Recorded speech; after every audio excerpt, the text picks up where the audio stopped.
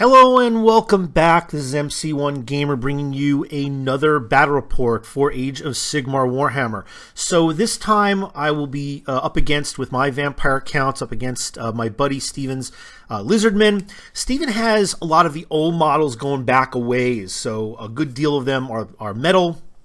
A lot of his army isn't as complete or filled in with the best and greatest stuff that you probably could have put in, because he's using stuff that goes back probably, again, 20 years when he was last playing, which is around the same time as I was last playing, because he's the guy who got me into Warhammer, and he went through a similar cycle than I did, where he got older, got a job, got married, had a kid, and now his son is at an age where he's kind of teaching him the game just like I am. And it turns out he lives not too far from me in northern New Jersey. Now, we've known each other a while, we've kept in contact. It's really, really cool, but we've been looking for a way to kind of reconnect in a gaming sense. And we finally found a weekend where we could do it, and he has this Lizardman army. He's looking to build it up. He's been playing with some Mordheim rules, which I think is awesome, especially since there's going to be some modified Age of Sigmar Mordheim rules. They're going to be coming out soon from if you know the guys from Warhammer Weekly, Vince and Tom. They're adapting Mordheim to the Age of Sigmar rules, which just begs to be converted to a kind of a skirmishy type game. In any case, I'm going to hopefully be testing that with my buddy and both of our sons. But until then, we wanted to get a series of games going. So we decided to throw out probably the strongest of the armies that he has, which is Lizardmen. And he has some Skaven, but I've already played Skaven a couple times with another buddy, and I'm in the middle of a kind of a narrative type thing with him. So it was great to see that this Lizardman would hit the table. So here's the board. We're playing the ritual scenario from the very first hardcover book. So there's only 2 books out, so it's not hard to find it. This is a really good scenario, in my opinion. It's a timer scenario. So the idea is that you have one side that is the caster of the ritual, and the other side who's trying to disrupt the ritual. So the way we look at it is, in some capacity, the Lizardmen have landed on this planet because they're kind of blizzards in space right now. And they're looking to do something that the vampire counts are not very happy with. Perhaps they've come across some kind of a gateway that will allow the Lizardmen greater access to this particular either planet or plane or whatever. And the vampire counts are kind of concerned about that. So they've sent a detachment out to handle that. Now, you'll see that there's a number of different terrain pieces, but where the ritual is taking place is in that ruined structure. Right in the center is what looks like a really cool, summoning circle or place where a ritual would take place. And you'll see that when we get to a close-up. Now, the way the mechanic works is that every turn on the ritual caster's side, you roll a die, and it's cumulative. You add it. If you get to 20... the ritual ends, the ritual succeeds, and the game ends, and the ritual caster wins the game.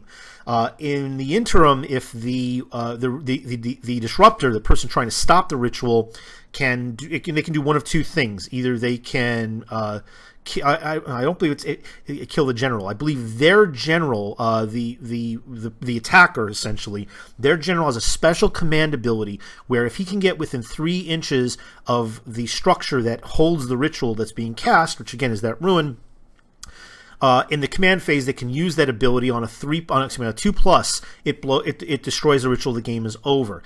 If that general dies, he fails obviously he cannot disrupt the ritual, but that ability then passes over to a second in command, a secondary hero, which then can do the same. But once again, that's just delaying the game until such a point as it's very likely that the ritual will get cast. And the proximity of the wizards in the game to the ritual structure will have an impact, because you'll get bonuses for the defender wizards being close by, and you'll get and it'll subtract the number, extending the time for the attacker to stop the ritual if there are more wizards on the attacking team within range. So this is the layout that we put down. And we assigned, for various terrain pieces. We have one terrain piece that actually causes fear for units within 3 inches. One is deadly, so if you are slain, or if you land or move through, not over, move through this terrain, you got to roll like the old difficulty terrain feature. There's another rocky structure that causes fear. There's one here that is +1 to all casting, which is very good for me. And then there's this mythical one that we all know and love, which anybody who's on the terrain, I believe we're within 3 inches, if I remember correctly. On a roll of 1, you're befuddled. You can't do anything, can't move, shoot, cast, or anything like that, or attack. On a 2 to 6, though, you can do whatever you want to do, but you now can re-roll wounding rolls. And here's the battlefield. Now, as you can see, again, I've got a lot more paint on models. There's a bunch of work-in-progress models. So the way I've arrayed it is I wanted some fast-moving units on the sides, some reasonably sturdy units down the center, some good shooting, and, of course, you can see I have a general on a vampire lord. So here's where the breakout is. I'm now using, which was meant to be, the Vargeists, which are going to be basically what I call my peg whites. And they're mounted whites essentially on these corrupted Pegasi. They're former Pegasus knights. So if you don't know, and if you're new to my channel, the major theme of my vampire counts is Mouselin, which is undead Bretonnians. So I have some hex wraiths. Those are my undead rather, but ethereal questing knights. I've taken some bat swarms. I know I'm up against lizardmen, but I'm trying to test them out. This is one of those methods where you can kind of neuter a little bit, or at least inhibit shooting. So if you're within 12 inches of these bat swarms on the opposing side, you actually subtract 1 from your hit roll, so it's harder to hit, which is good. That's great. I'm going to have 2 units of them. I have a small unit of spirit hosts. Going towards the middle, I have my general, who is a vampire lord on a zombie dragon. I really like. I'm waiting to finish working on this model. I have a particular conversion that I'll unveil that's going to be able to do a couple things. But I just love the model. So this is. I needed a suitably powerful general to be able, and a mobile general to be able to deal with this ritual. By the way, the army was picked on the fly, and we picked the ritual when we actually showed up. So we didn't plan our armies in advance for this. We just put whatever we had out there, and so my opponent Steven said, I just want to play all the models I have in this range and just test out Lizardmen. So then which is good, because then he can see what kind of stuff he needs or would like to get, and play with some tactics for future games that we're going to have, whether it's this army or another. So I put out some skeleton archers. I like that they can absorb some wounds if next to the necromancer I have, but if I can always they're fodder, and they can always come back if they get wounded with their banner. And if I get enough of them, and I think I have like 24 here, if I get enough of them, they get 2 shots, which is great. That's awesome. Then more towards the center, I have some crypt horrors, which I finally converted up and moved a little forward and finishing. But they're now on round bases. So I have about, let's say, 5 of them, I think. Yes, 5. Then I have, again, my Necromancer, who's kind of hiding behind the Morghast. These are new. I just built these up and just did a couple layers with the painting. So there'll be a little more attention to detail on these in future battle reports. These are the Morghast, the archive version, which have the halberds. I really, really like these models. I'm planning on getting 2 more, so I can either field them as one group of 4 or a group of 2 on the table, and then a group that I can then summon, because I am playing the summoning rule. There's no need for arguments here, guys. If you don't like it, to play it the way you want. But I'm playing the very widely accepted but somewhat controversial theory that the summoning is based on the war scrolls that you have active, not what's sitting in your closet, on your shelf, or maybe in another state in a box. But what you actually deploy on the table, unless there's a place to the side rule, not what's sitting in your case with some idea that everything you own is in reserve, which I think is ludicrous. But again, we're not here to debate that. I'm buying extra models for some of these units simply to have them if there's any potential to summon. So you'll be seeing more of the Morghast, the actual models. These are one of the rare cases where I don't think there's any need for me to convert them, because they're not undead that have from a particular. They're not Bretonian themed because they're kind of created from the plane of death or the realm of death, where Nagash has kind of called them up or formulated them in whatever image they are, but not from a fallen hero or character or unit from the old world. Okay, moving on. I have another unit of bat swarms because I don't know where my opponent is going to have his shooting, and I need to try to inhibit it as much as possible. And then I have my Vargulfs. These are my converted griffins with these giant bat wings. They are really just around the same size as the official model. I just didn't want the official model. I have some bat stuff in the bat theme for the Vargulfs would work, but in this case I really wanted something that still could harken back to that Bretonian theme. And you can see that the champion version of the Vargulfs, which doesn't give it any advantage as far as I can tell, I don't remember, but it didn't look like it, is actually King Louis's mount. It's King Louis's griffin. So here we move over to the Lizardmen. Now let me also just say here that my friend has a pretty good collection, there are some things that he's missing, and he realizes that he's missing, and he's going to be picking up. So this might not be the most optimized list, guys. Well, we're trying to do our best to get to field a reasonably even kind of an army. He's got a tremendous number of skinks. Despite that, I said that you really should probably deploy some of these as chameleon skinks. He wanted to deploy them as one just massive unit of regular skinks, which is not no slouch. Even so, he has a bunch of the salamanders. He's got some temple guard. He's got a stegodon. He hasn't painted a lot of these guys. They've been sitting around in a box for a long time, but he's starting to work on that. So forgive me for having still a lot of unpainted stuff. This isn't my army, but even so, I'm sure that the look of it will improve the next time we get this stuff on the table, and we'll have a very interesting series of games. So he's got this a salamander and a unit of handlers off to my right. Here we have a unit of Kroxigor. He's only got 2 Kroxigor. I know he's looking to get some more.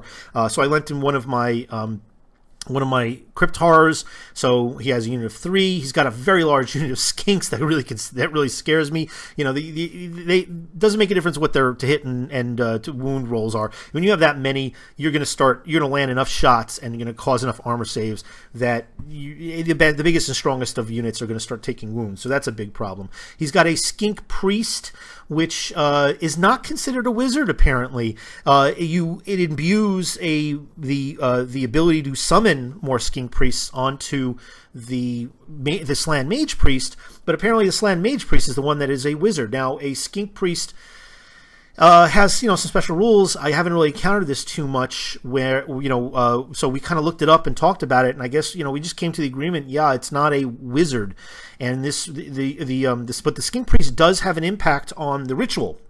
They are casting this ritual, so they do provide a bonus to the ritual for each of these Skink Priests within proximity. So that at least is a good thing that's helping him. But he doesn't have a wizard, so he's not casting spells, he's not summoning units, and I know that a Slann Mage Priest is definitely at the top of his list.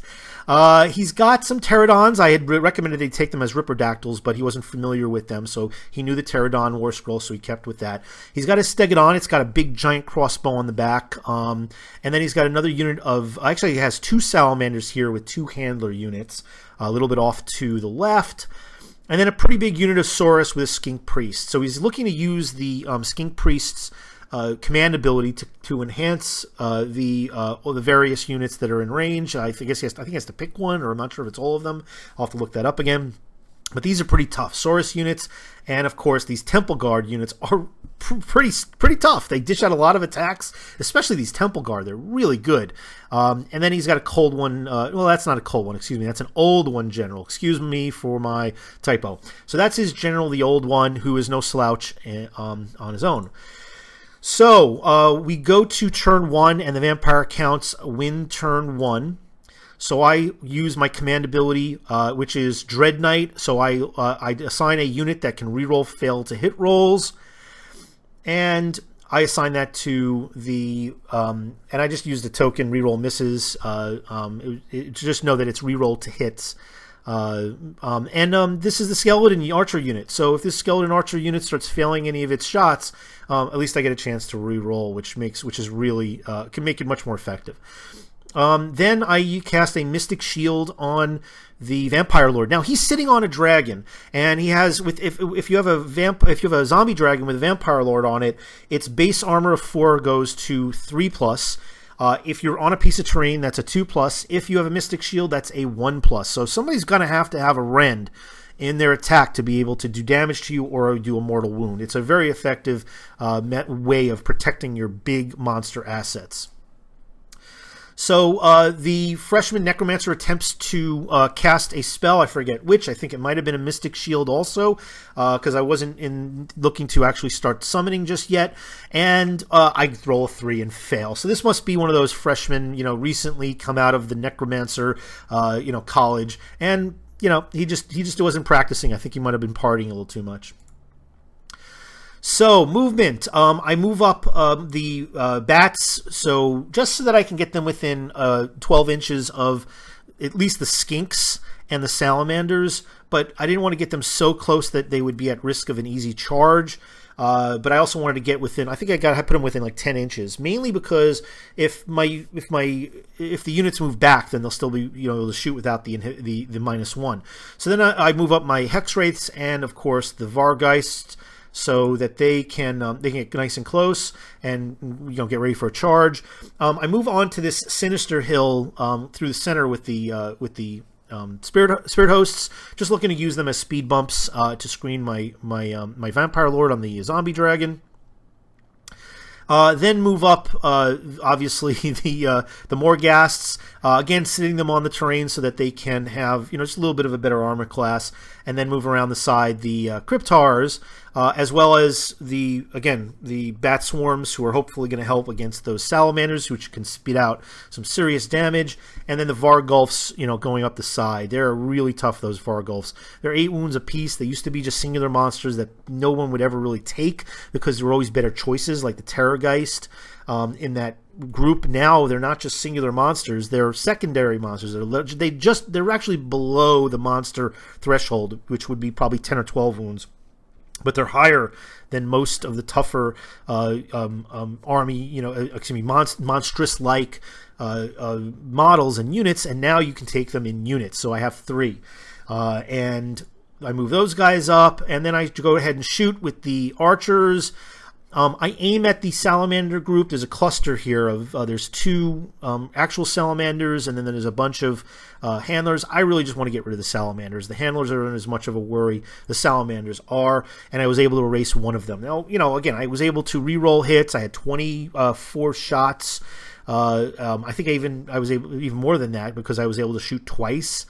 But even then, a lot of times these archers don't have very good to hit rolls. And, if they do have decent hit rolls, they don't always have good to wound rolls. So I was only able to remove one of these guys, which is, again, unfortunate. So for charging, I go ahead and declare charges for a number of units, specifically the Hex Wraiths and the Vargeists off to the side here. And I failed both of them. I needed a 12. I think that was for the Hex Wraiths.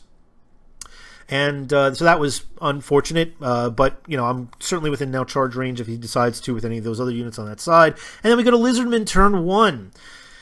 So the ritual countdown begins. So again, you roll, I believe it's a die 6. You add for any wizards from the ritual casters in range. I believe that's within, I think it's within a foot. And then any disruptors within, I think that was actually, it could have been 24 or 36 inches, I forget, of the enemy, and they can subtract 1, which is pretty amazing. So it came up to 5 on the wound count roll, just needs to get to 20. One of his skink priests casts the Celestial Rites ability, which allows for re-rolling runs, charges, and saves. So he puts them on, I believe it was the handler unit, and then he goes and he puts one. Well, I think he only was able to choose one. So let me see how this works. I think he put one on the Saurus unit, and then I think he had one on the other side, and he decided to put it on a shooty unit. So he put it on I believe it was the Salamander. Then he does a bombing run with his pterodons. So while I prefer Ripperdactyls, I think they're far more effective in close combat. The nice thing that the pterodons can do is they can fly basically over a model and then fly away. You can do this with a run because you're not shooting and you just lose the ability to charge, I believe. But any units that you fly over, you can drop rocks. So he's got 2 pterodons here. He flies over and flies all the way back, which put him completely out of, not completely out of charge range, but was a very effective and smart maneuver, and drops some rocks and takes out one of these spirit hosts, which is not a bad deal because they got about 5 wounds each, so it was pretty good. So he then has to roll for the units that are near the mystical terrain, which is a Saurus unit. They pass and they become ensorcelled. So does his skink priest. And then we go into actual movement. So that I think might have been a little bit in out of order, the pterodons. So he moves up his Saurus all the way up to the swamp on the north part of the board. Now, he pulled back some of these guys that you see that are just past the terrain. Obviously, if you're sitting, your entire unit is touching a terrain piece, you get an extra bonus +1 to save. So this is before that was done. So those guys are going to get the benefit of the save from that swamp. And then moves up his salamanders a little bit. He moves his stegodon very much forward. Now, I think he wanted to make sure he got into range with this giant crossbow that's on the back of it. I think there's also some skinks that can chuck javelins, which I'm sure we'll see once he finishes up the model. But I think this might have been a mistake. I probably would have held the stegodon back because it gets some additional punch if it charges. So you definitely want to make sure that they get a charge. So the idea is you want to probably put a screen of something. Could be skinks, could be these pterodons, could be anything that kind of controls board space, because enemy units cannot end their move within 3 inches unless, of course, they've charged. But their movement they can't end within 3 inches of an enemy model. And now he's all the way out front with nobody screening him. It would be good if he stayed behind these pterodons or just kept himself within a reasonable range where a move and then being able to charge with anybody that got close to anything else in his army. So I think that might have been an error. He moves up these Croxagore. He's looking to take out these bat swarms. These bat swarms are really focusing his attention, so they're doing really what they're supposed to be doing, which is, if they sit there and you ignore them, it's gonna hurt a little bit your shooting. And if you would pay attention to them, well, they've got, I think, 5 wounds a pop too. They're not really of a threat, and other than the fact that there's a bunch of wounds that you have to do to them. So these crocs are going after them. So he starts shooting, and he unloads with the salamander up in the center that remains, and he targets my cryptars that are in the center and causes 3 wounds. And I forget if these are mortal wounds or not, but doesn't matter either way. I take one of them is almost dead. Now these cryptars have an ability where they automatically heal. I think it's die 3 wounds every turn at the beginning of my phase, in my hero phase, I believe it is. And but if one of them dies, the model cannot be restored. So it's a little bit different than like the skeletal version. These are the flesh eater special rules. The skeleton ones are if you have a standard. You roll die 6 and you return that many slain models, and for the larger units like the cav units, it's a die 3. So he did 1 short, and if he could do 1 more, then he can erase one of these models and it won't come back. So he opens up with his skinks, and again, this is a good cluster of skinks. And I told him, I said, you need to take about half of these guys and make them chameleon skinks at the very least, because that would make them much more dangerous. But again, a huge unit of skinks here, and he unloads.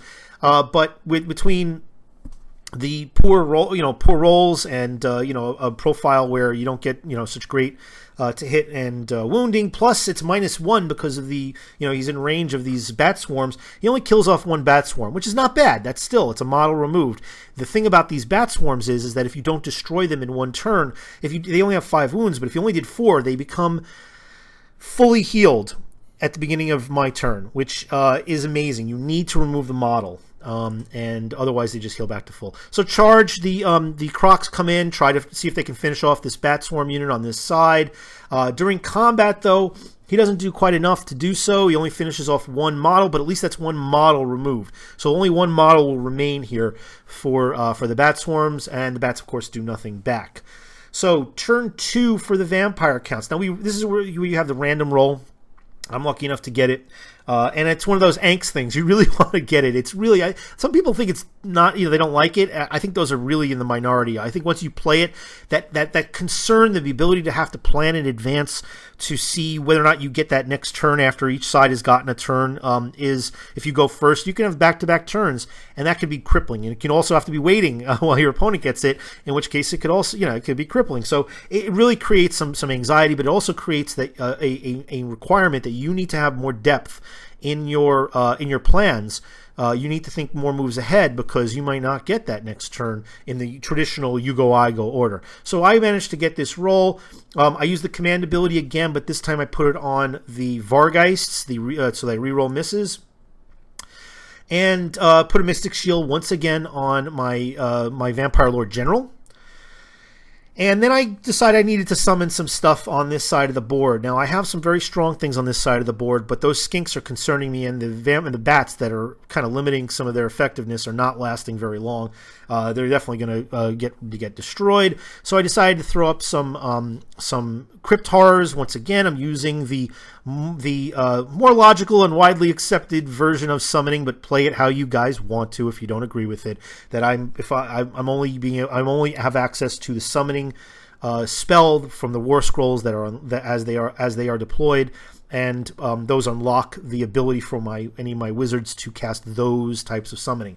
So I throw down a summoning and it succeeds, and I get 3 more Crypt Horrors, which I put in the southern side of the board. And for movement, the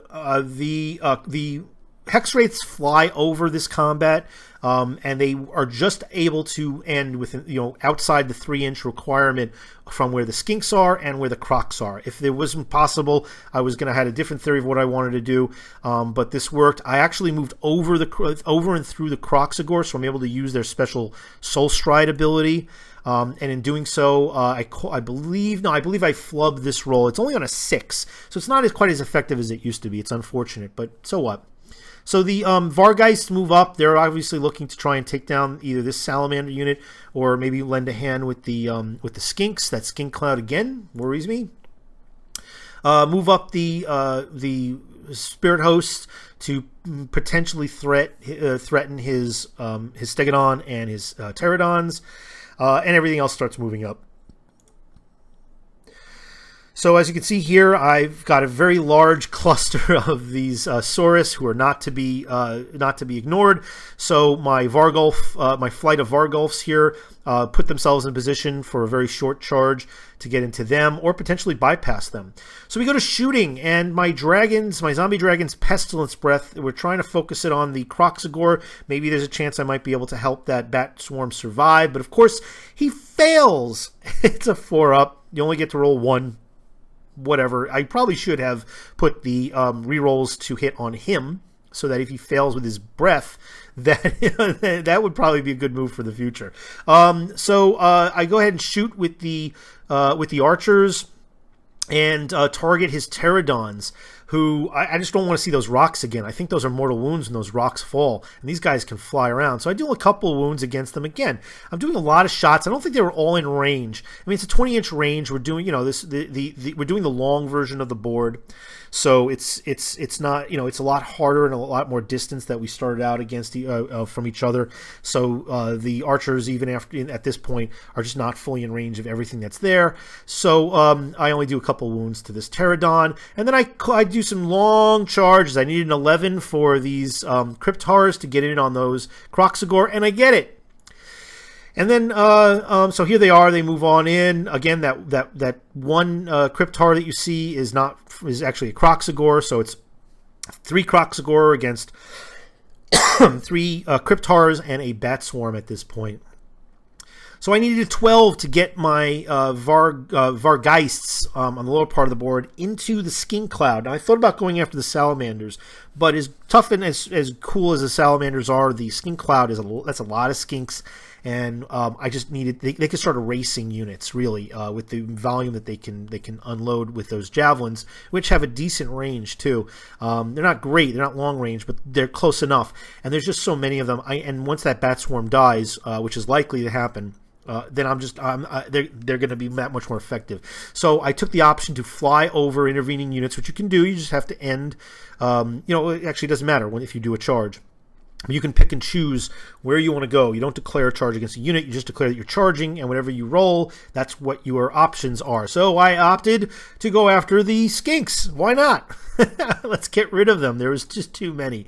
And then it was a fairly easy charge. I was just outside the 3-inch range for the hex wraiths, so I put the hex wraiths in on them.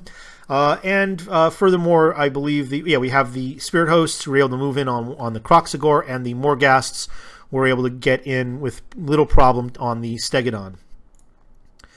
So I also moved in my with a charge my Vampire Lord on the Zombie Dragon to help out with the Kroxigor. I don't like even fights. No one should. And I like the rule of odd, which is if you want to have an advantage in a fight, you want to have 3 units that are effective against it. I know I broke that with a couple of these charges, but it really depends on the matchup. So I took that into consideration as well. And of course, I want to get the Vampire Lord further down the table because he's the one right now who can blow up the ritual. The Cryptars and the Bat Swarms move in on the Salamander and the Handlers in the center-ish area, and without a problem, the Vargulfs were able to get in on the Kroxigor. So there is a ton of combat going on, and a real kind of a not straight line, but kind of a wavy line of the front that is developed now with all these units that are now in combat. And I just wanted to go and show a little picture of kind of where the board looks at this point because it was pretty cool. And looks a lot like a battle. All right, so we get to combat.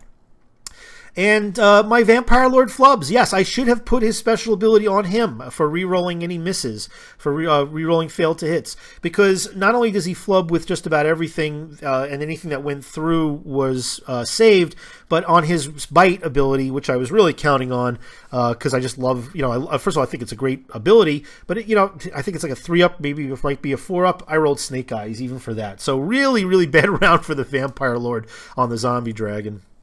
He then goes with his Kroxigor. He puts 1 wound on the Cryptars and finishes off the last of the Bat Swarms, which is exactly what I was concerned about. And then I decide to go and unload with the Vargulfs. The Vargulfs are really tough. They've got a good amount of attacks. And if the unit is 10 or more models, they're 4 base attacks. They got 4 base attacks with their claws and 1 with their jaws. If you have a large volume of models, this is, again, one of those things that a lot of people overlook. There are a lot of mechanics in the game where if, abilities that units have in just about every army, it's present, where if you have a large cluster of models you're up against, you get like this extra ability, this kind of accelerant. And in this case, it's the 4 attacks for the Vargulfs becomes, I believe it was 6. So I got 6 extra attacks. So I just rip into this Saurus unit, and that's really important because they have a +1 from the terrain. Again, they're we declared they were on the terrain piece. I think this might in any case they're all getting a +1 to their save, and they do a lot of attacks. And as good as the Vargulfs are, they're not exactly heavily armored. So they're going to take some wounds, even though they got a good deal of wounds each. So I need to start thinning out the volume here. So it was a perfect attack for that, and that's just something that you guys should think about when you look at these these units. Sometimes the large cluster units are really important to get at the 20 and 30 plus mark for their extra abilities. But there is a counter out there in certain situations to punish you if you do so. So he then counters back with, I'm not sure if this is the Salamander or the Handlers, and they start dishing into the Bat Swarms. Again, he doesn't do a full 5 wounds, so this isn't removed. So he's going to have to rely on something else to do that. I use my Morghasts to dish 3 wounds onto the Stegodon, and then he fires back with the Stegodon and puts 1 wound on the Morghasts. Which is very important with all his stomping and everything else. I had a decent armor class. I think it was a 4-up, but the important thing is that I didn't lose a model here, and it wasn't mortal wounds. So he tries to attack with his last Pterodon and goes after the Spirit Hosts, but I believe he failed to either hit or failed to. I was able to save. And I don't know if we're going out of order here. He might have fewer units. But I believe this is where the Hex Wraiths were able to kill off a couple of the Skinks. He then piles in with his Saurus after the Vargulfs, and he of course passed his ability in the previous turn, so he isn't sorcelled, and he's able to dish 5 wounds onto this unit, which is scary because I'm a couple more, which is almost sure to happen, and I'm going to lose one of these Vargulfs. These Vargulfs are beefy. They've got plenty of wounds, but they don't have as much defense. Something to think about.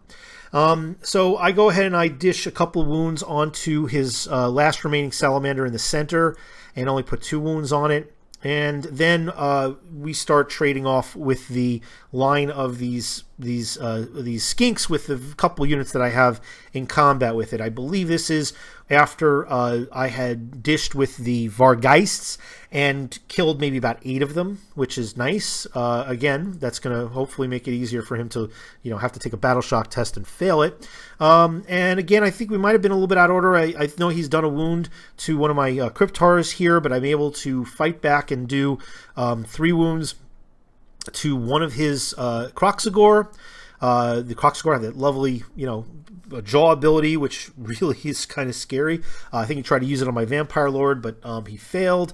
Then we go to Battle Shock. So, just like the Undead, the Lizardmen have a 10 of their morale, their leadership ability is a 10, which means that it's really hard to lose. You have to do a lot of wounds to cause any kind of battle shock. So he rolled pretty well, and then when we added that roll to his total and subtracted the leadership ability, he only lost 2 more skinks. But again, that's 2 more additional skinks, and that's a rare thing to occur.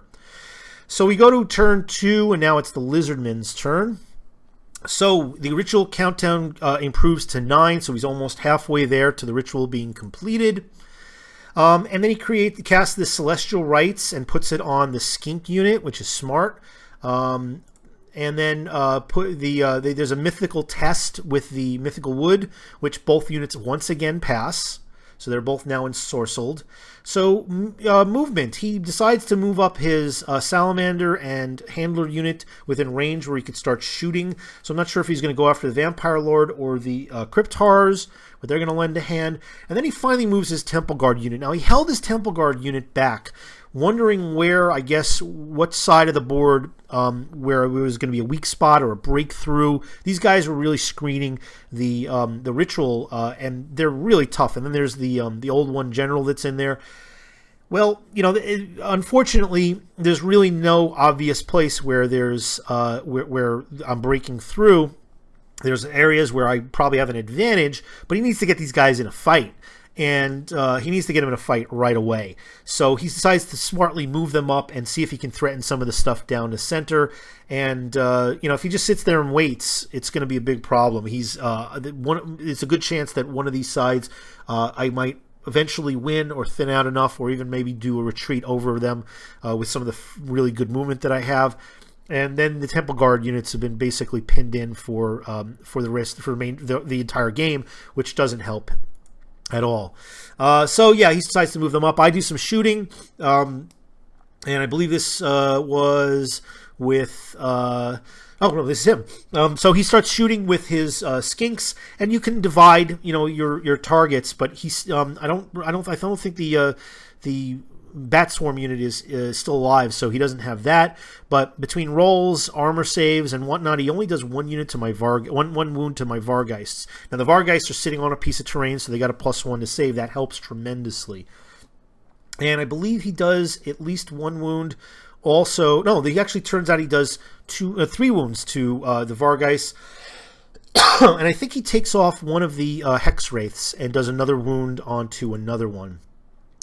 So I believe here this Salamander goes ahead and shoots, and again does not kill off the entirety of this Bat Swarm unit, this model. So he's going to have to do something to change that. Probably he's going to have to devote something in close combat because it only has 1 wound left. And his Skink Priest goes ahead and shoots, and is able to do the final wound. So yeah, he was able to finish off this one model from the Bat Swarm, but there's still two models left. The Stegodon, I believe, I'm not sure if this is, yes, the Stegodon goes ahead and goes after the Morghasts. They're in Mortal Kombat, so that one wound becomes 4 now. Fortunately, these guys have 6 wounds each, but I might be losing a Morghast soon if I don't kill off this that Stegodon. So we go to combat, and the board looks pretty much the same, just with a few losses and some minor movement. And you could see I'm pretty far back there with my unit of skeleton archers. So they need to move up in my phase, but they're just keep in mind that they're way back there now, and their 20-inch range in a long table is not as long as it might seem. So the Lizardmen, they go with a Saurus first after the now somewhat bloodied Vargulfs, and they finish off one Vargulf and do a couple of wounds extra on another one. So this is big. Now I'm down a body on this side. Even though these Saurus are like half as strong as they were, I mean, I really ripped into them the previous turn, but now they're able to do some serious damage, and they've removed one of my big models. So that's going to be a big problem. I dish on to the Stegodon. He's now got 6 wounds on him from the Morghasts. And I believe the Stegodon decides to... I'm not sure what happened to the extra wounds that were on the Morghasts. I'm not sure how that turned out, but... yes, what happened? So then he goes and he attacks... so that must have been a shooting attack from the Stegodon earlier that did the extra wounds. Yes, because we were in the shooting phase. Now the Stegodon decides to actually start attacking, doing its stomp attacks and whatnot. It leaves an additional wound on the one remaining Morghast, but one of the Morghasts dies from the total of the wounds. So I'm now down a Morghast. That ain't good. And then I go and decide to start attacking with my vampire, who's on a zombie dragon, and hope that my rolls are a little better this turn. And they are. I kill 2 of the Kroxigor and leave an extra wound on the last remaining of his Kroxigor. So that was definitely very effective and very much worth it, because I want to keep those Cryptars alive to deal with his salamanders. The Vargeists on this side of the table start dishing into and ripping into his skinks, and I take off. It looks like it must be about another 10 skinks at least. And so they still do some pretty good damage. The Vargeists have really good offensive output now. They were before, but it really hinged on the charge, and they usually got shot up. So he goes and starts fighting back. And he's able to kill off one of my Vargeists. So, again, they're in terrain. They got an extra +1 to their save, but it wasn't enough. And enough attacks are going to do it, and they were already kind of wounded. So the rest of his unit of Skinks goes and targets the Hex Wraiths, and I believe he either does a wound or finishes off one of those models. I decide to fight back with my Cryptars in the center, and I think I went after his salamander initially, killed off that, so he's now doesn't have any salamanders up the center. And then the rest of the Cryptars were adjacent or within range of the handlers, and they finished off all but one, it looks like. No, excuse me, 2 of the handlers. So there's still 2 handlers there, and of course a Skink Priest not too far away, but out of combat range. The 2 remaining Vargulfs do exactly what we would want them to do. I lost one. There's one that is severely wounded. Looks like he's got 4 wounds on him. But they fight back and kill off almost all the rest of the Saurus. There's only 2 Saurus left. So that was big.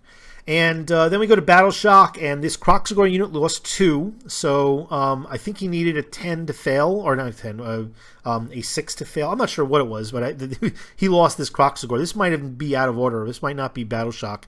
This might have been a follow-up attack with the Cryptars that killed him off. I don't remember, but the Kroxigor does fall.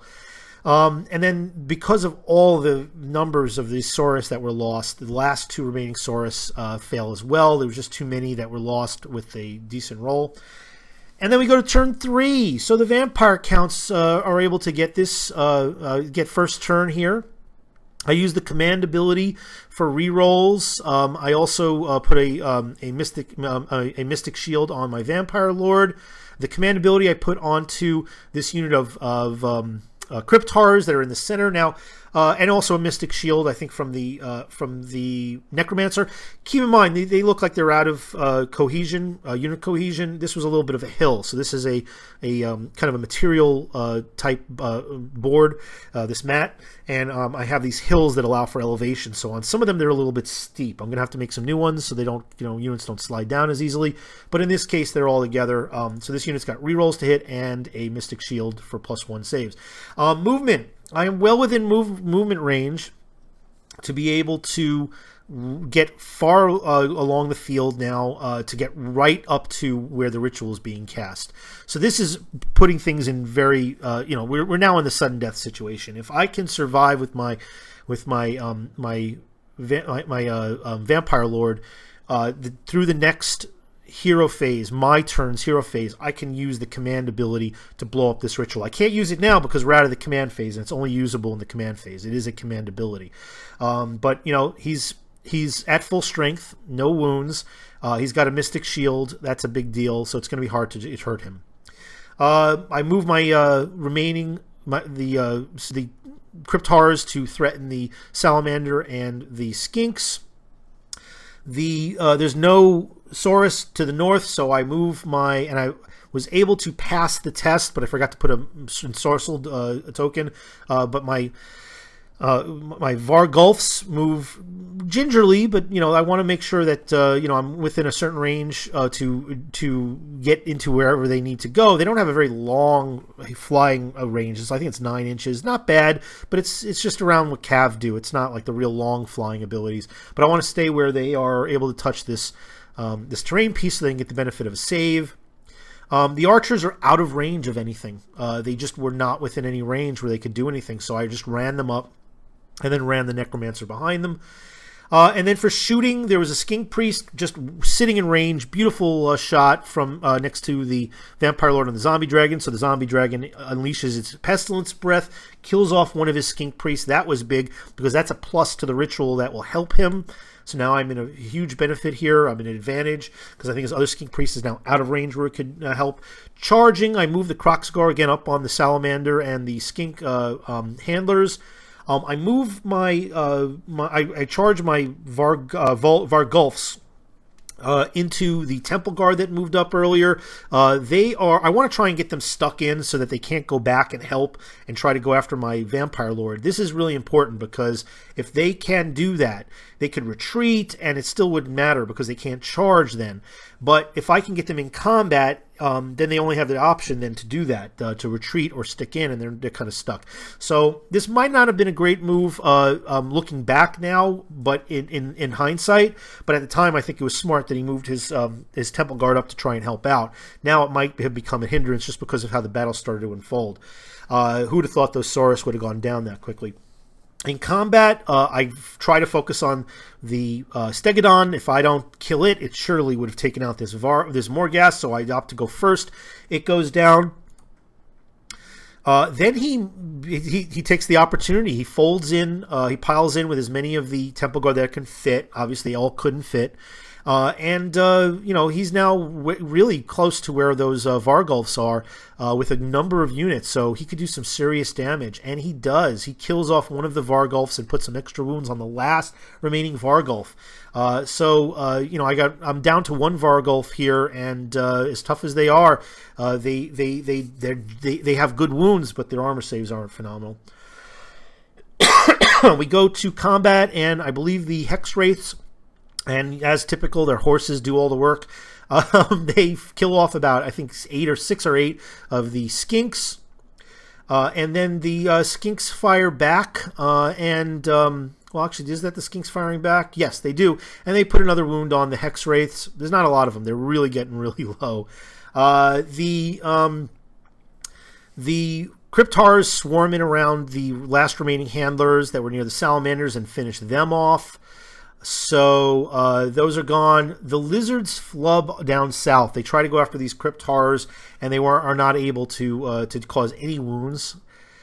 And then the Spirit Host goes after the Pterodon and finishes it off, which is nice.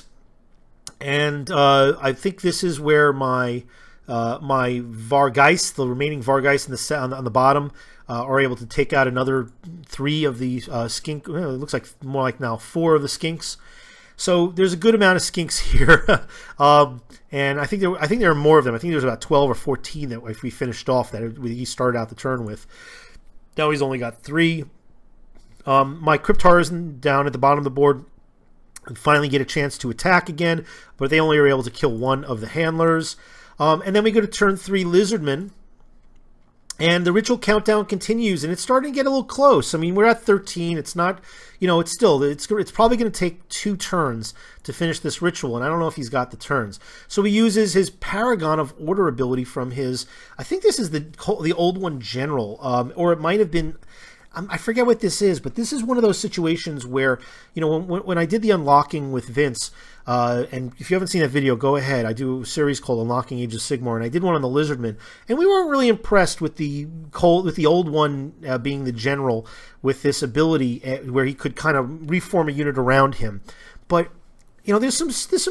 I thought there might have been a way that it might be used, but I just didn't. It really didn't come to mind at the time, and it's a lackluster ability when you consider a lot of the other command abilities. But in this case, it worked fantastically, because the way this thing works is that even if you're next to an enemy unit, it doesn't matter if you're right up on them.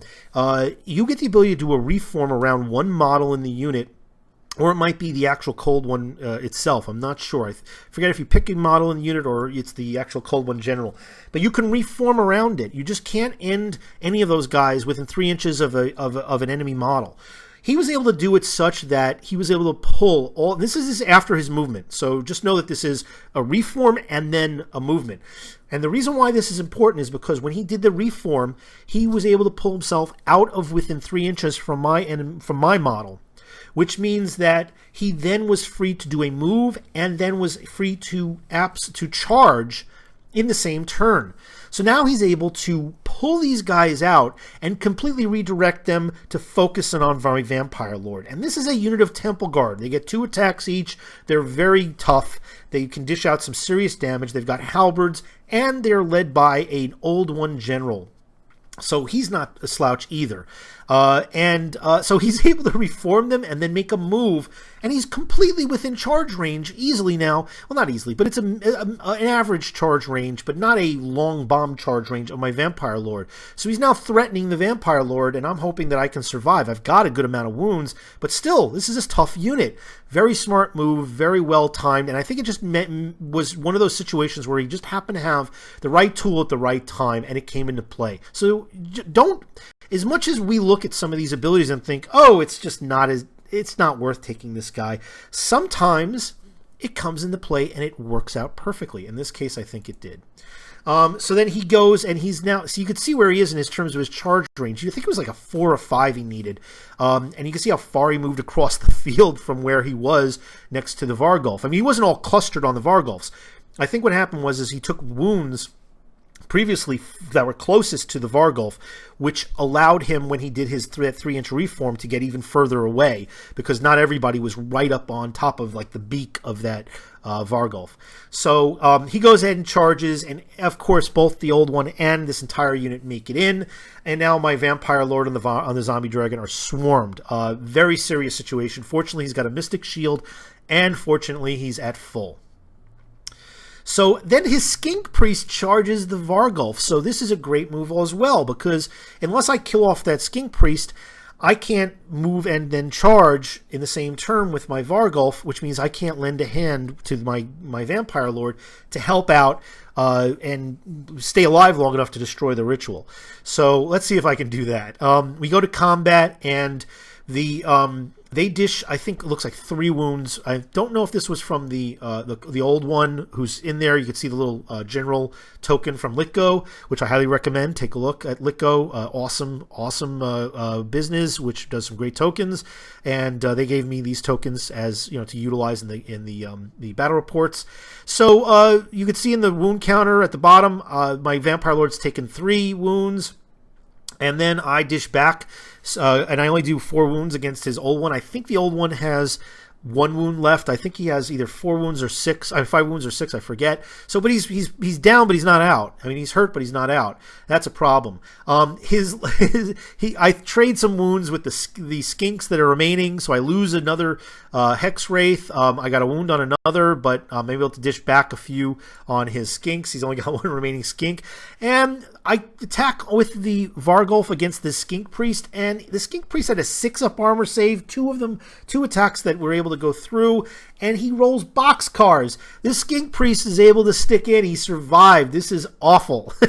So we go and move to the Crypt Horrors in the lower part of the board. I still have a wound on these Crypt Horrors, but I'm able to only kill off 1 skink.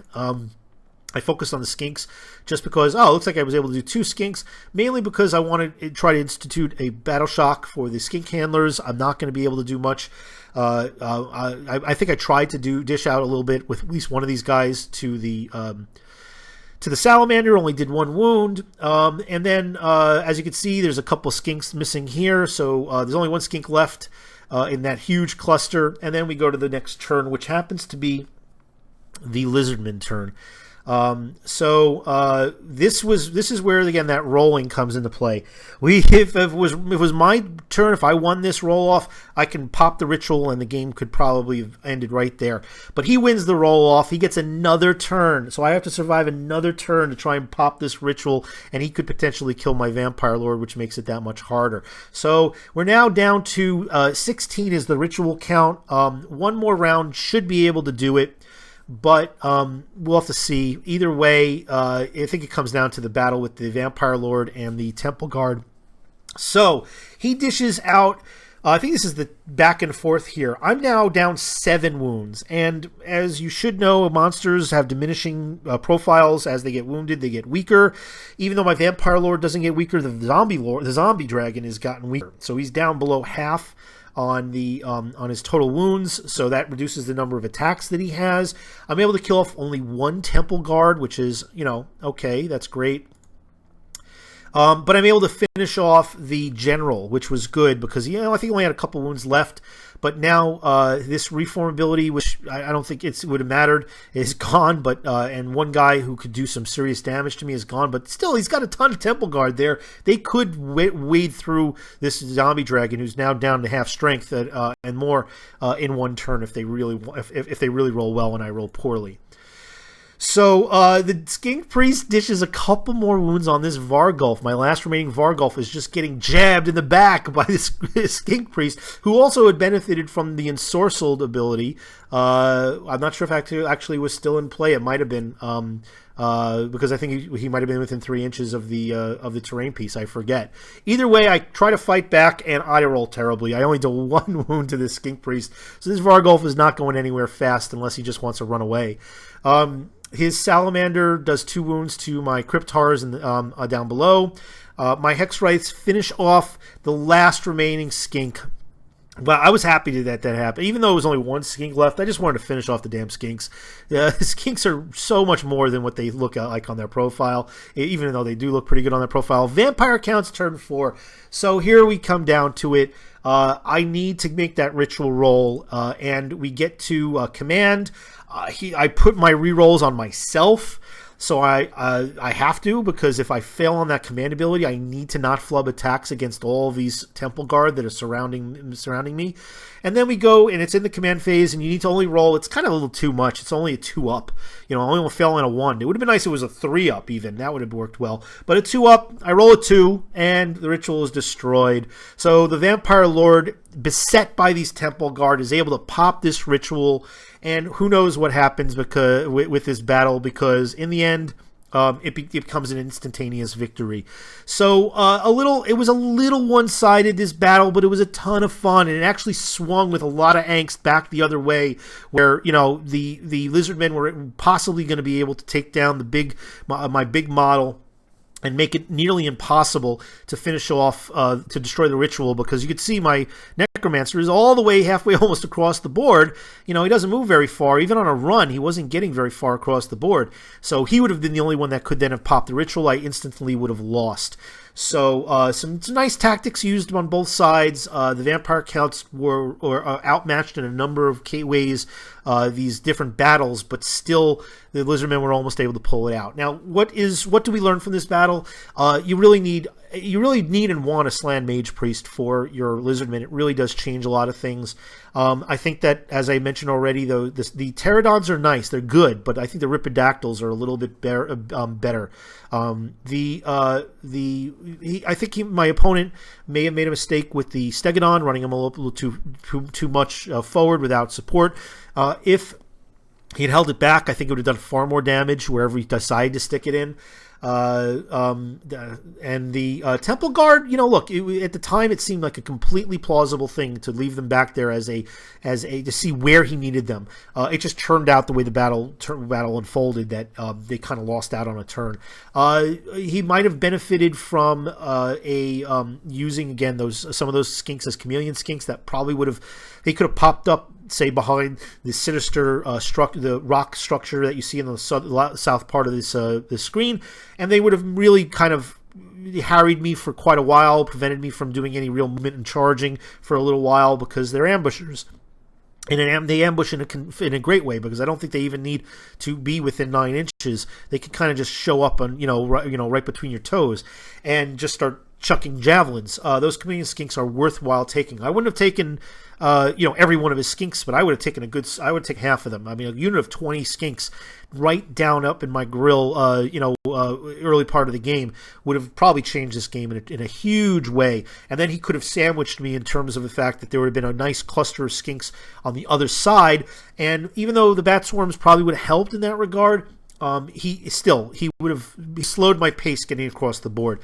So I think it's the use of ambushers, ambushing units, or units that can strike within the middle of the board or closer to your enemy or behind enemy lines, is a absolute must for these types of scenarios. Some scenarios they don't matter. It doesn't help you. This is a scenario where it would have mattered in a big way, and it could have, even without the Slann Mage Priest being there, I think it would have made this fight so much closer. It wasn't that far off anyway. It definitely didn't. It felt closer on the board when we were playing than it might just by looking at this one picture with what he's got left versus what I've got left.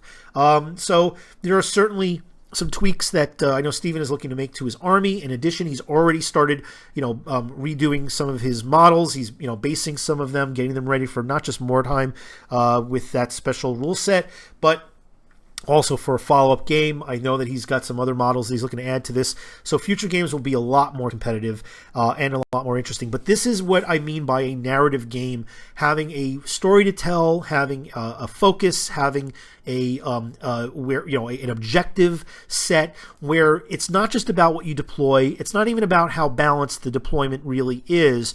It's about the story that's being told. We had a ton of fun. Beyond the fact that Steven's a real cool guy and a lot of fun to play with and a really good sport, we had a ton of fun and a lot of laughs, and we were really looking at the strategies and the options to try and maximize the potential. But we also kept in mind that ritual was really in the back of our mind, what was going on in the story of the game, as opposed to what units are going to kill what units, which could just lead to a scrum in the middle, which I haven't had happen yet since my early games. So just erase that from your mind if you haven't been playing Age of Sigmar and you're just checking this stuff out for the first time.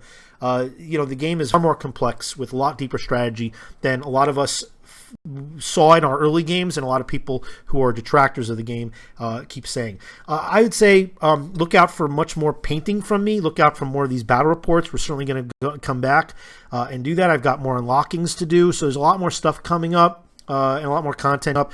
Check me out on Twitter if you're interested in throwing $1 a month on Patreon. Feel free; it's not required. There won't be any secondary layer of content that you would that only those people get. And either way, I hope you enjoyed this. And hey, have a great day, everybody.